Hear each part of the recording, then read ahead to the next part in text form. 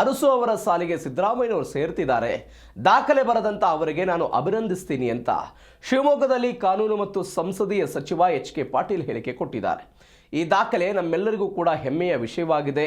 ಅತಿ ಹೆಚ್ಚು ಕಾಲ ಸೇವೆ ಸಲ್ಲಿಸಿದವರ ಸಾಲಿಗೆ ಸಿದ್ದರಾಮಯ್ಯನವರು ಸೇರಿದ್ದಾರೆ. ಹೀಗಾಗಿ ನಾನು ಅವರನ್ನು ಅಭಿನಂದಿಸ್ತೀನಿ ಅಂತ ಎಚ್.ಕೆ. ಪಾಟೀಲ್ ಅವರ ಮಾತು. ದೇವರಾಜು ಅರಸು ಅವರನ್ನು ದಾಟಿ ಬರ್ತಾ ಇರೋದು ನಮ್ಮೆಲ್ಲರಿಗೂ ಕೂಡ ಹೆಮ್ಮೆಯ ವಿಚಾರ.